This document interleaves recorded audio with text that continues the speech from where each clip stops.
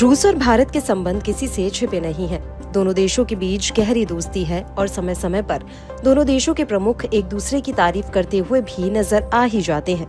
ऐसे में रूस के राष्ट्रपति व्लादिमीर पुतिन ने कुछ ऐसा कह दिया है जिसे सुनकर चीन और पाकिस्तान दोनों को मिर्ची लग जाएगी। जी हाँ, रूसी राष्ट्रपति व्लादिमीर पुतिन ने एक बार फिर भारत की जमकर तारीफ की है।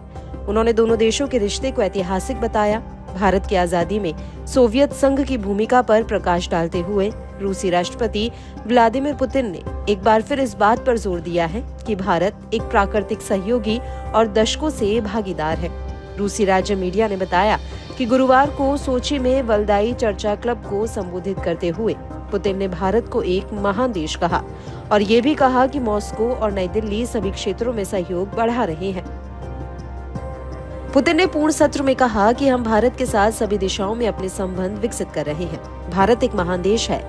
यह बड़ी अर्थव्यवस्थाओं के बीच आर्थिक विकास के मामले में अग्रणी है। इसकी जीडीपी 7.4% की वार्षिक वृद्धि दर्ज कर रही है। हमारे संबंध कहां और किस गति से विकसित होंगे, इसका हमारा दृष्टिकोण आज की वास्तविकताओं पर आधारित है। हमारे सहयोग की मात्रा साल दर साल बढ़ रही है। पुतिन ने भारत की स्वतंत्रता की घोषणा में सोवियत संघ की भूमिका को याद किया, जिसने दोनों देशों के बीच गुणवत्ता और विश्वास के मामले में अद्वितीय संबंध बनाए।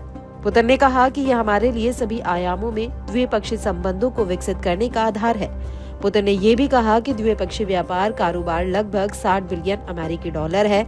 अपनी 1.5 अरब की आबादी, दुनिया की सभी अर्थव्यवस्थाओं में तेज विकास, प्राचीन संस्कृति और आगे विकास की बहुत अच्छी संभावनाओं के साथ भारत वैश्विक महाशक्तियों की सूची में शामिल होने का हकदार है।